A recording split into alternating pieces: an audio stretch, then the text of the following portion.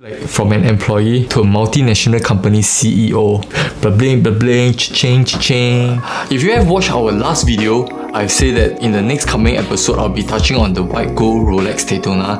The watch is here. Let's do the unboxing. Ooh, I so love the green color. The whole packaging is so awesome.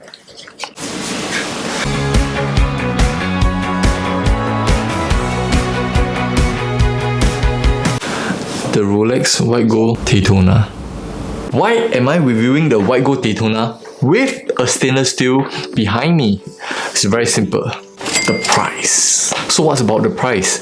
It's retailing at 18,840 Sing dollars in the authorized dealer. I'm not gonna get it. Will you be able to get it? If I'm paying for a 50,000 or probably 52,000 by now stainless steel Daytona at the grey market, I will go for this, the white gold one. Look, everybody love the stainless steel, they call it the Panda. Yes, it's a beautiful watch, but to be honest with you, 50,000, there's a lot of other options, be it from Rolex, Panda Philip, or even AP, right? Do you really want to consider this, paying 32,000 premium? The grey market is selling the white gold one at about 65,000. It's just another $13,000 and you can get it in white gold. For the price of a stainless steel to reach so high, will it continue to rise further? I don't know. I ain't God. It seems so ridiculous, right? It's even much more expensive than the retail of the white gold. Honestly, I'm risk averse. If it's me, I'm gonna spend the money, I will get the white gold one instead. 3 things about the white gold Rolex Daytona for you. 1. It doesn't look like any of the normal stainless steel that Rolex has produced before. Yet, it has the two-tone. It's a silver dial with a black sub-dial, and I like that contrast. 2nd, from far you might think that it's a stainless steel, but white gold looks so much brighter. 3. One particular thing that I like about white gold or gold watches in general is the weight. It's like a heavy hitter. It wears so much heavier and it feels like you're paying a serious good money for it. I'm sure when you're younger, probably you heard this whereby your parents were saying, "Hey, 那个 Rolex 是不是真的？它重不重？" I guess back in the days, for someone who is considering Rolex, it's usually in precious metal, white gold, yellow gold, rose gold. So if you ask me, if you're more of a subtle guy, I think this is perfect. It's not loud. Yes, it's a Daytona. It's so recognizable. It's actually very dressy, but still a sports watch. You can wear this with shorts, with t-shirt or jeans, walk down the street, and it doesn't tell people that you're wearing something that is like, wow, $60,000-$80,000. You can match it even wearing a suit itself. Let's talk about the function of the watch. To use the chronograph, basically you just need to unscrew the pusher. Next, look at the bezel here. When you are trying to gauge how fast a car is going for 1 mile, not 1 kilometer, 1 mile.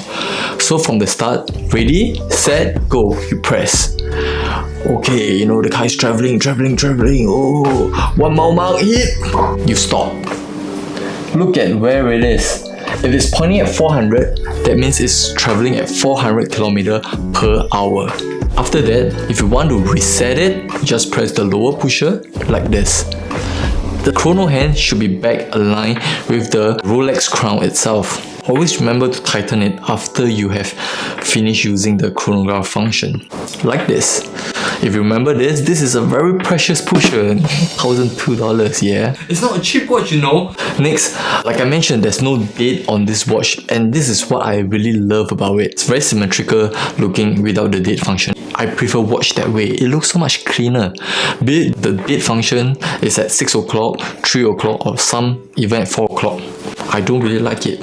So the golden question, will this watch appreciate in price? The premium is like about 15,000. If you ask me, comparing buying a stainless steel one and a Rolex white gold, my money is betting on this guy. If ever one day the stainless steel Daytona is reaching 65k, do you even think this white gold Daytona will remain at 65k?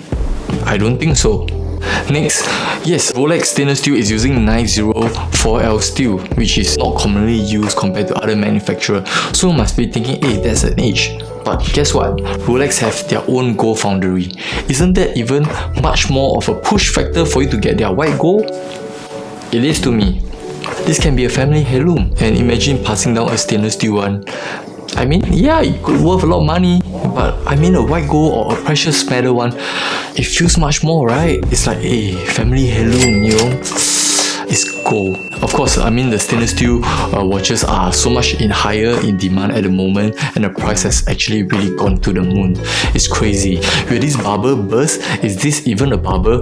We're in 2021, pandemic is going on, and nobody's traveling. Everybody's buying luxurious goods like Rolex.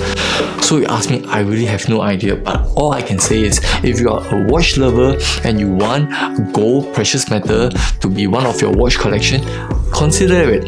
The premium is not as crazy as a stainless steel premium for Rolex sports model, but yet that being said, it has a lot of push factor to actually get a precious metal compared to a stainless steel at the moment. So there you have it. Tell me what you guys think about this review. Would you get a precious metal Rolex Daytona or the stainless steel one? Tell me in the comment below, and I look forward to hearing all your feedbacks and responses. See you in the next episode. Goodbye. God bless.